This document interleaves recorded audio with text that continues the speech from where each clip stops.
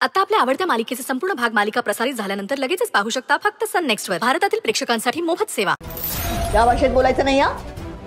आणि आता मी खूप वेगळ्या मूड मध्ये आहे. जास्त शहाणपणा शिकवायला गेलीस ना तर सगळा सईचा राग तुझ्यावर निघेल. बेटे यू लीव आउट. ठीक आहे, मी तुम्हाला आपलं वाचवायचा प्रयत्न केला पण नाही जमलं. ठीक आहे, आउट. निघ इकडून चल.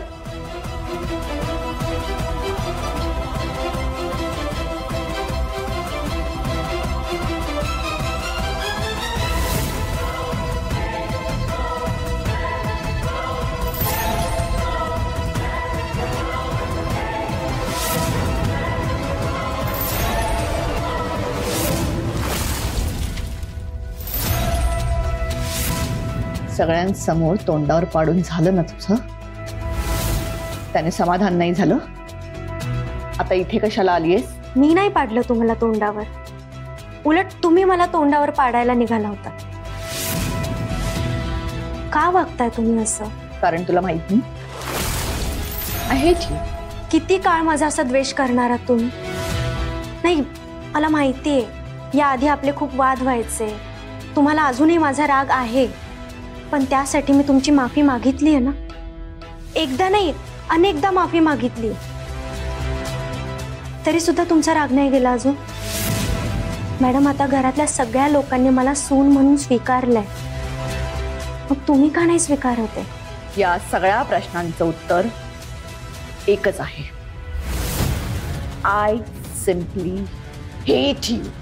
पण मी असं काय केलंय की तुम्हाला माझा एवढा राग येतोय? ना मी तुमच्याशी कधी वाईट वागलीये, ना कधी तुमचा अपमान केलाय. उलट तुम्ही प्रत्येक वेळेस माझ्याशी घालून पाडून बोलत आला, तरी सुद्धा मी सहन केलं ना.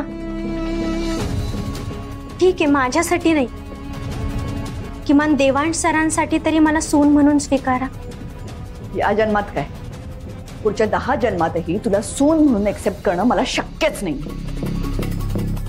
आणि तू काय इथे मला डिवचायला आलीयस का? सगळ्या लोकांसमोर माझी बाजू कशी सावरून घेतली याचं शो ऑफ करायला आलीस? नाही, मी तुम्हाला विनंती करायला आली की तुम्ही माझ्या बाबतीत जे काही कटकारस्थान रचताय ना ते बंद करा.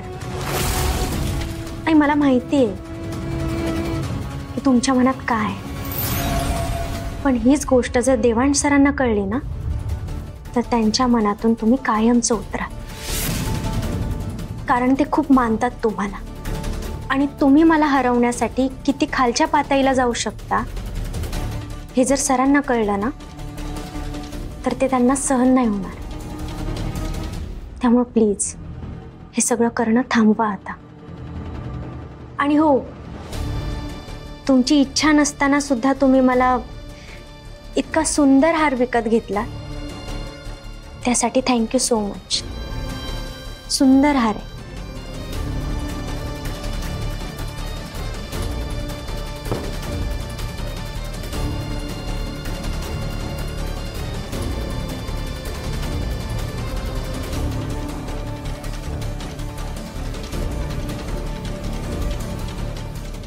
मला माझ्याच मुलाच्या नजरेत पाडायची धमकी देतेस काय? तू अजून मला ओळखलं नाहीये सई. आत्ता कुठे या लढाईला सुरुवात झालीये. तू कितीही मिजाज कर, पण तुला देवांच्या आयुष्यातून जावं लागणार हे नक्की. माझ्या आवडीची सून या घरात येईपर्यंत मी स्वस्थ बसणार नाही.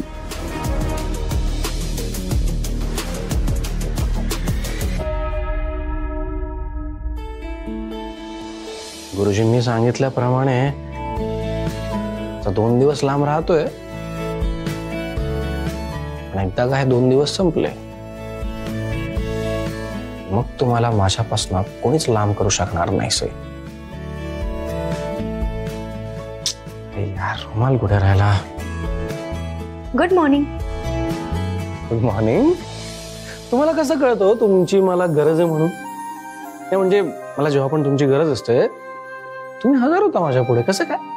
सर, जेव्हा तुम्हाला माझी गरज असेल ना तेव्हा मी इथेच काय, तुम्ही जगाच्या पाठीवर कुठेही जा, मी तिथे तुमच्या सोबत असेल. हो बायको.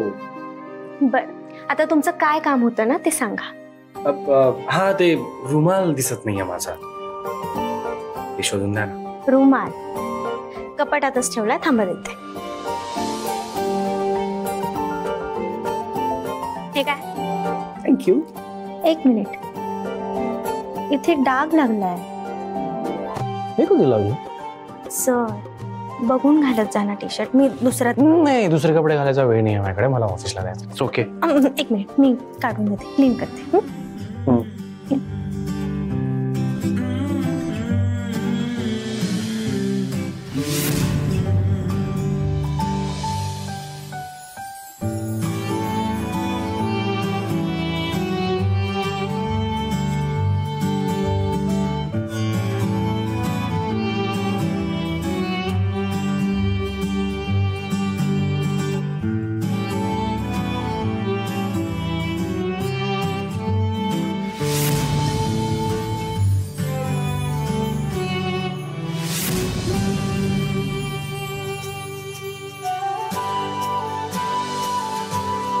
साई,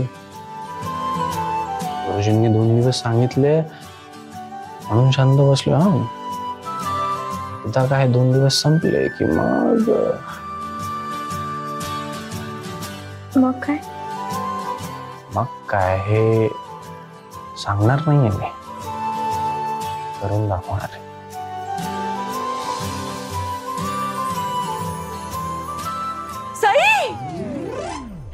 देवा देवा देवा देवा, गुरुजी माफ करा, माफ करा, माफ करा. जानू प्लीज ऐक.